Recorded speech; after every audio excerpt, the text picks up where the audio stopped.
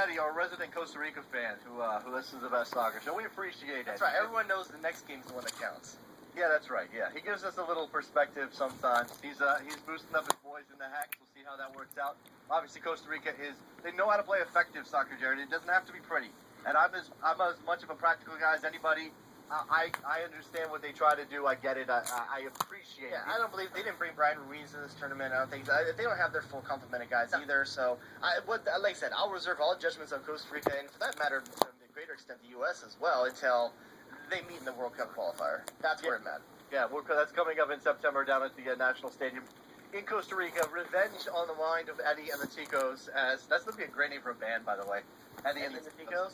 Yeah, on the mind of Eddie and the Ticos as they host the United States after the Blizzard game, which they're still bitter about, Jared. Still bitter. Listen, I work in an office every day with a Costa Rican fan, and he never lets it go that we made him play in the snow.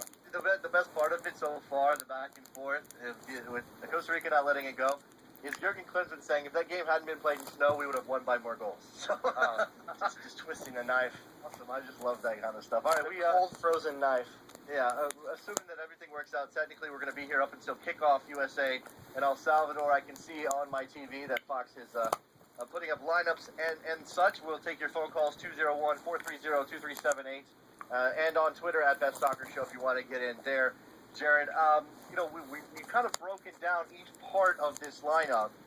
We've talked about Eddie Johnson not starting, Chris Wondolowski. Is that a matter of faith for Jurgen Klinsmann? Is he trying to get Chris Wondolowski over that last hump to make him a legitimate possibility for a World Cup super sub type role? I think when you think about the second option, it's either Wondolowski or Eddie Johnson, correct? So if that's the case, I think they bring you two very different things in those two players. Eddie Johnson wants to go wide more often, cut inside. He wants to be a speed factor. I think he helps push the back line a little better than Wondolowski. But if you look at where the goals have come and how they've come for the U.S., from wide positions and guys getting on the ends of things. And that's Chris Wondolowski's game. Even though Eddie Johnson last year was a terrific header of the ball in MLS, I still think that Wando wants to be the scrappy guy in the box. EJ's more the guy. I think he's just more of a slasher, a cutter. I equate him, in my mind, I know this is a weird thing, but in my mind, I always equate him to Eddie Jones back in the day on the Lakers and other teams, Miami. He was just a slasher from the edge of the area, like in basketball. And that's how I see Eddie Johnson to a great extent, is that he's a slasher. Get him in the box late and make him push outside and beat a guy wide. I think Wondolowski plays a little bit more into how Jurgen Klinsmann wants to play with this team tonight. Yeah, and that's why Eddie Johnson's been able to play wide left for the main team for under Klinsmann as well, because he has those characteristics. Eric 505, who's this?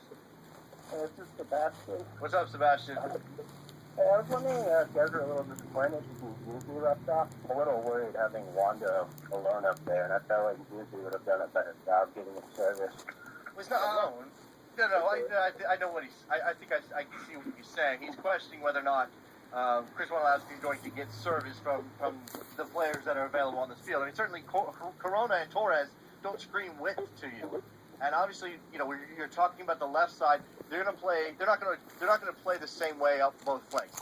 Michael Parker's not going to be the same threat on the right that DeMarcus Beasley is on the left. So you're asking DeMarcus Beasley to create